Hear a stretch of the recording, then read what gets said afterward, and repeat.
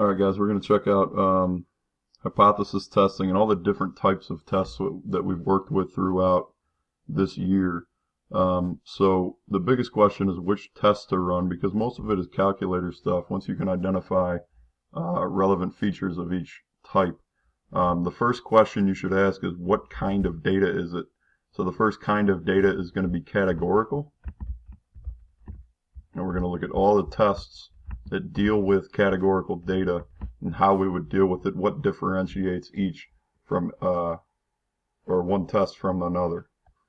And we also want to look at the null and alternative hypotheses for each one. So what are we actually testing for each one of these tests?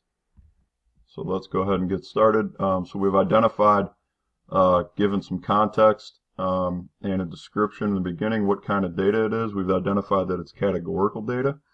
So the first one we're going to look at is a one-prop z-test. In this test, what you're doing is comparing a sample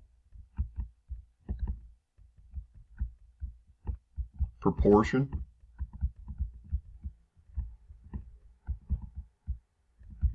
or you're looking at a sample proportion, and we're going to see how well it kind of matches up to the population proportion.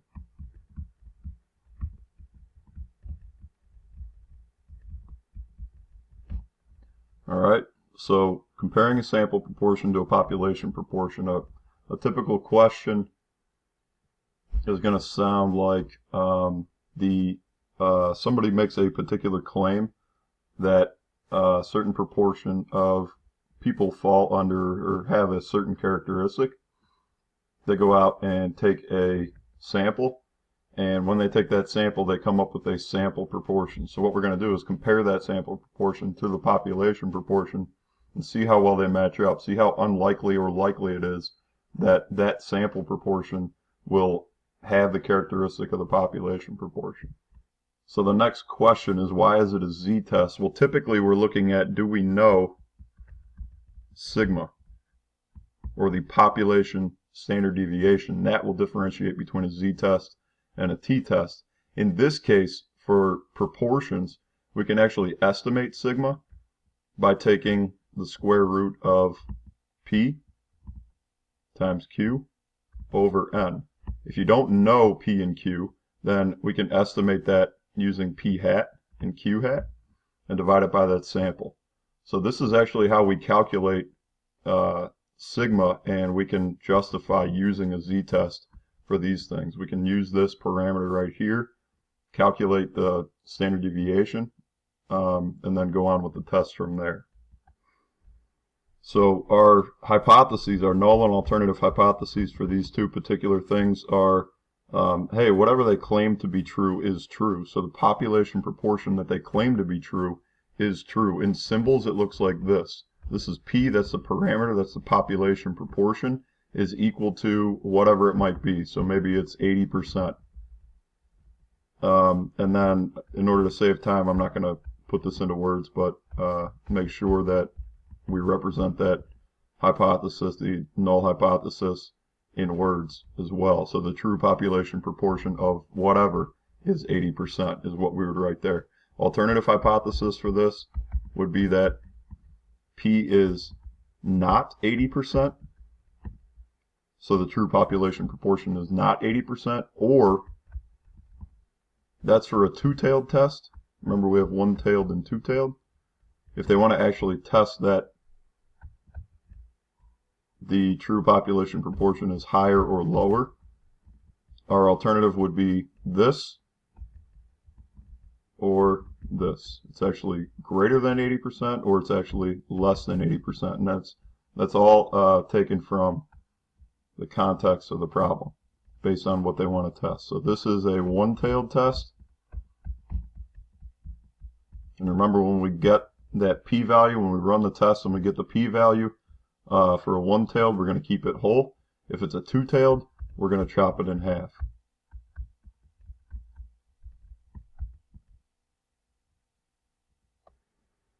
Under this kind of test, you do have to check conditions as usual, so you need these to be independent. And I'm not going to write these in words. But independent, you need these to be success-fail, meaning everything is either what they're looking for or not what they're looking for. So it is a male or it is a female, it is a 6 or it is not a 6. That's how you get your proportions. Less than 10% of the population. And the last one is random, and that's the big one. Okay, so we need these conditions to hold in order to run this test. So the next test then is going to be a 2-prop z-test, and this is when you are comparing or looking for differences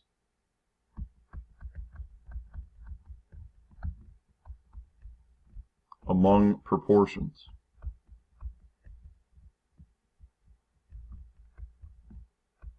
Between two proportions. Okay? Same conditions. We need them to be independent of one another. We need them to be success-fail, less than 10%, and random.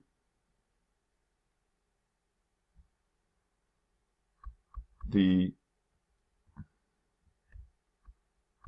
null hypothesis is that the first proportion minus the second proportion is equal to 0. In other words, there is no difference. And again, we want to include context in this, but I'm just giving you the general parameters here. These are population parameters, so the first proportion and the second proportion.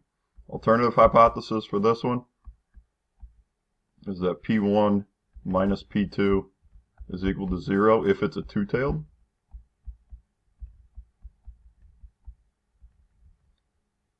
Or if it's a one-tailed, P1 minus P2 is greater than 0, or P1 minus P2 is less than 0. So in this case, this would be a one-tailed. And same thing applies as above. If you have a two-tailed, remember we need to chop that p-value in half. Okay, so this is p divided by 2. Remember, that's p-value, not proportion. I know it's confusing, but when you run your test, you get your p-value, the probability that you get that outcome or more extreme. We need to chop that in half in order to make our decision. All right, so the next tests are chi-squared tests, and the difference here between proportion tests and chi-squared tests, obviously a different distribution, so you're going to have to state the degrees of freedom. Okay, so I'll write that here. State the degrees of freedom.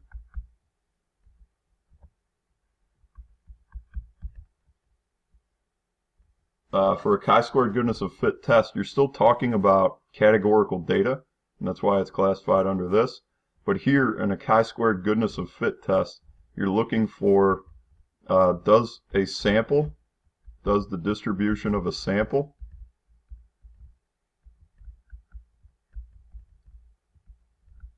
match up or fit the population distribution. And what I mean by population distribution, a lot of times it's just going to be a claim. So if things are evenly distributed, then that population distribution would be everything has an equal probability of happening. And we're going to test our sample to see if it matches up with the population distribution. Null hypothesis is whatever claim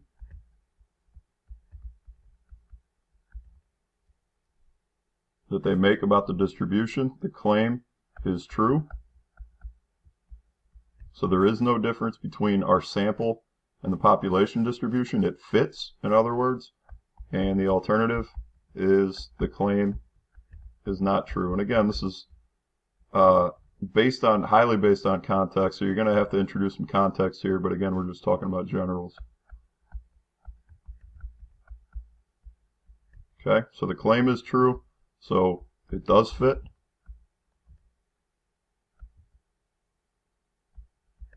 Claim is not true means that it doesn't fit with the population distribution.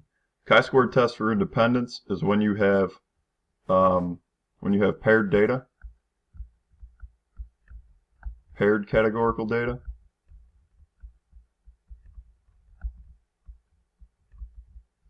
and specifically we're going to look for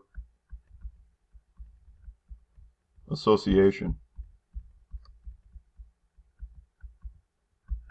or a relationship between these categorical variables.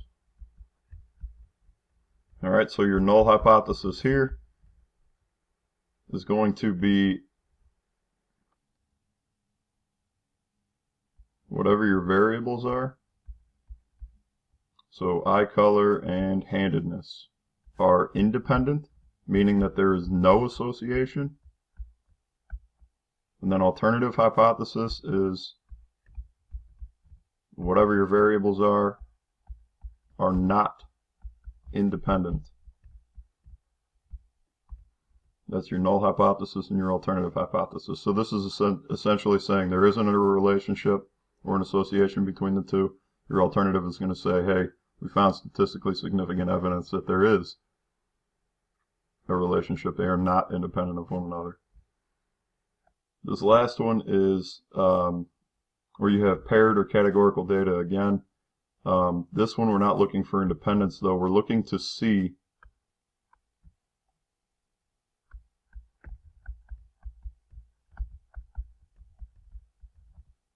if the distribution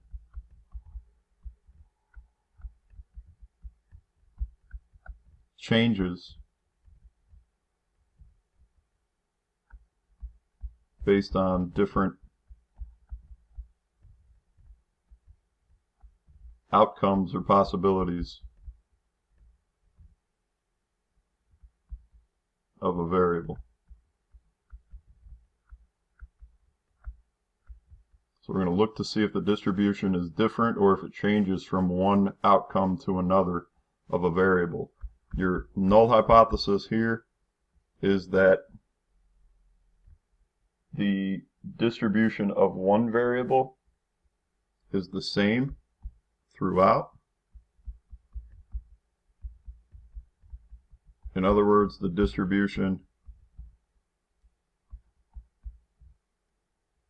of blank and blank, whatever your variables are, is homogeneous. It means it's the same throughout. Alternative hypothesis is the distribution of the variables is not homogeneous, meaning that it is not the same. It's different from one outcome to the next.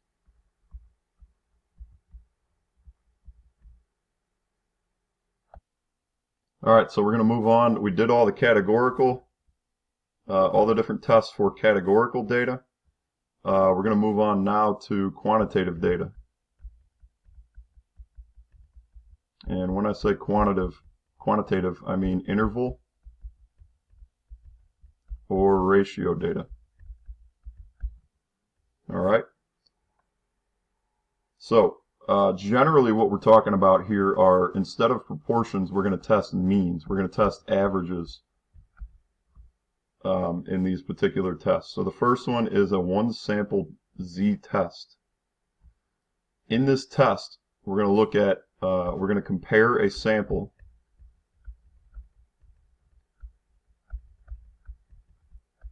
and specifically a sample mean to the population mean. So what we're going to do, we're going to say, hey, a particular coffee dispenser claims, the manufacturer claims that it spits out a mean of 5 ounces of coffee per cup. We're going to take a sample, take that sample data, compare it against the population mean, and see if they pretty much match up. All right? It's a z-test because, again, we know sigma. We know sigma. Okay? These are very rare. Generally, you're going to test this against some kind of claim. that's made. And so we would know the standard deviation, and we would know the true population mean, and we would compare our sample mean to that. Our null hypothesis for this, again, it's always about true population parameters. So the mean is equal to whatever the claim is, so like 5 ounces is the example I used. And again, in words, the true mean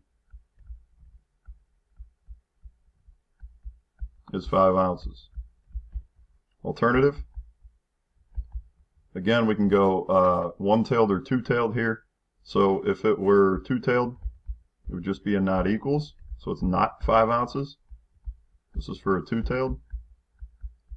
That's where you would have to chop your p-value in half. Or if it's one-tailed, if you're testing to see whether the mean is less than 5 ounces, that's a one-tailed. Or if you want to know if the mean is more than 5 ounces, those would be your one-tailed hypotheses. All right, a one-sample t-test then. One-sample t-test. This is, what we're looking to do here is really similar to what we're doing up here. The difference is that we don't know the population standard deviation. So we don't know sigma in this particular case. All right, so we're going to use that t-distribution in order to do this. We're still comparing a sample mean to a population mean that's stated. But in this case, we don't know sigma, so we have to use that t-distribution. So here, very similar test, or very similar hypotheses, I should say. And you can, again, alternative is going to be the same thing as up here. So I'll just write same as above, depending upon whether you're testing one-tailed or two-tailed. The difference, though, is that when you go to calculate, when you go to state what your distribution is, you're going to use the t-distribution. It's based on the number of degrees of freedom.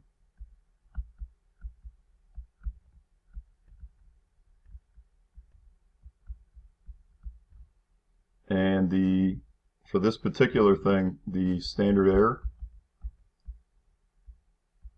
of your means is going to be the standard deviation of your sample over n over root n. So this is how you get your distribution. Remember, for these, we got to specify the distribution.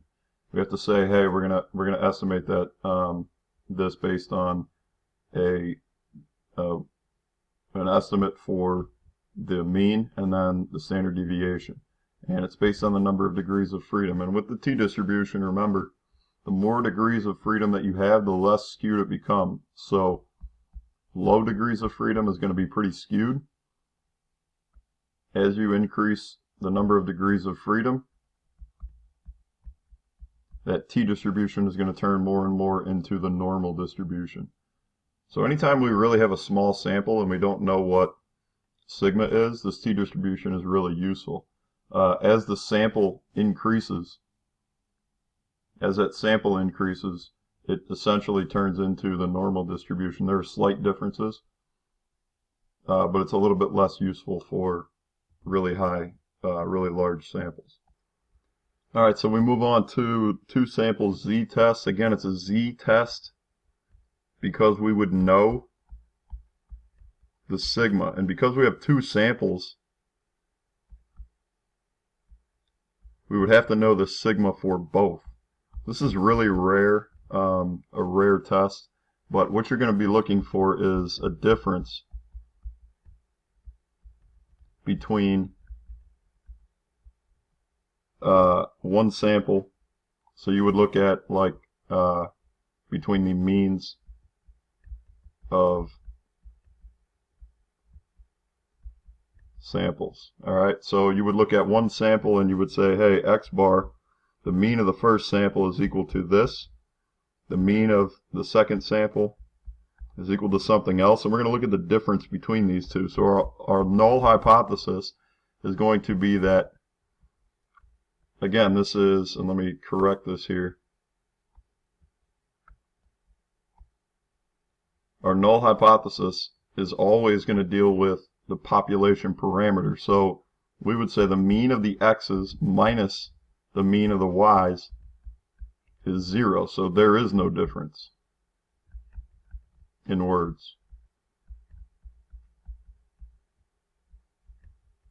There is no difference between these two sample means, or I guess population means. Alternative hypothesis would be, again, whether you're dealing with one-tailed or two-tailed. If it's a two-tailed,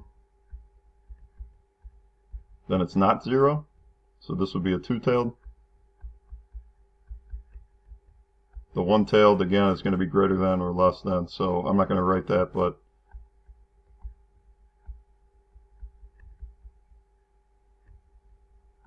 so you would go mean of x minus mean of y is greater than 0, or mean of x minus mean of y is less than 0, based on what you're trying to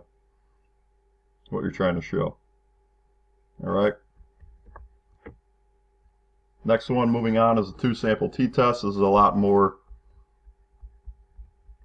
common. You're still looking for a difference between means, but you're looking for a difference between sample means in this particular case. So our our null hypothesis is the same exact thing. And then again, in words, there is no difference. Alternative hypothesis is going to be just the same as above, depending on whether it's a one-tailed test or a two-tailed test. The difference here is going to be in your distribution. And so we're going to calculate the mean. This model is going to be centered at the difference. So it's going to be centered at x bar minus y bar. And it's going to have a standard deviation, or I'm sorry, a standard error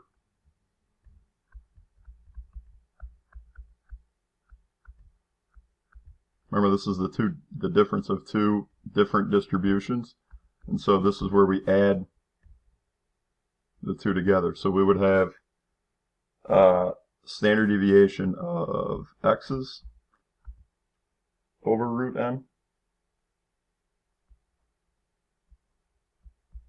of the x, and we're going to add that to the standard deviation of the y's over root n. So again, standard deviation of our sample for whatever we define as x, our first sample, over the square root of however many are in that sample. We're going to add that to the standard deviation of the y's over the square root of however many are in that sample. That's going to give you the standard error and allow you to specify your model. We're going to use the t-test on that and go through the testing procedure. Paired sample t-test is the one that's a little bit different. We're still looking for differences. The big difference here is this is usually like a before and after. All right, so these are differences between dependent means. So we took two samples. One sample is maybe like cholesterol level before, then you're going to go, maybe people are going to try to go through a program where they decrease their cholesterol. They're going to measure it again, so that would be two samples, a before and after.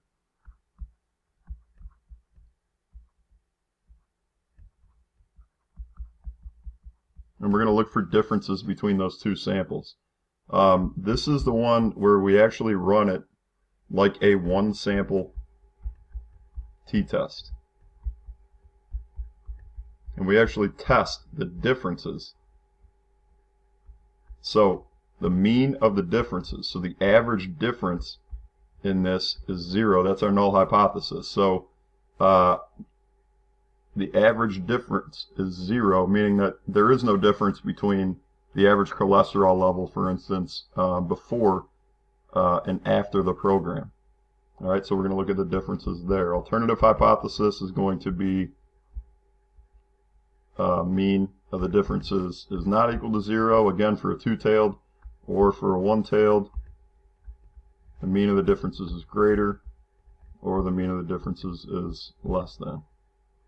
For this particular one, if you're trying to test a drug, you want these particular differences, you want the after to be lower, so we would be testing this right here to see if the average difference is positive. If it's positive, then that means our cholesterol levels were higher before than they were after.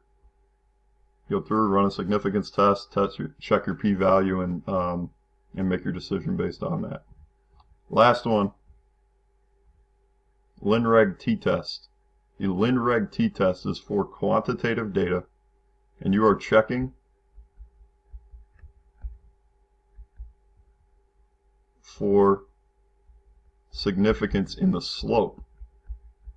So this is a test for t-test for slopes.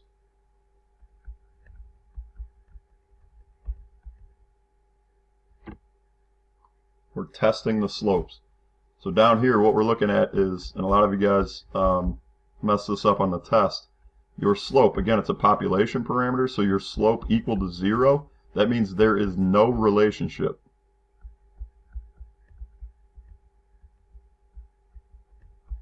Again, this is going to be quantitative data. This is typically what we'd run like a correlation on to see if there's a relationship between two quantitative variables, but this is the test. This is the significance test to see if there is a difference, is it significant enough for us to say, yes, that's a big difference, or no, it's not. So no relationship between the variables. That's what basically saying our slope is 0, which means we have a horizontal line, which means we just kind of have random scatter on a scatter plot. The alternative is that it's not equal to 0, meaning that there is some slope to the line, so it's either down like this or up like this, meaning that it follows a particular pattern, the scatter plot does. Alright, so there is a relationship between whatever your variables are.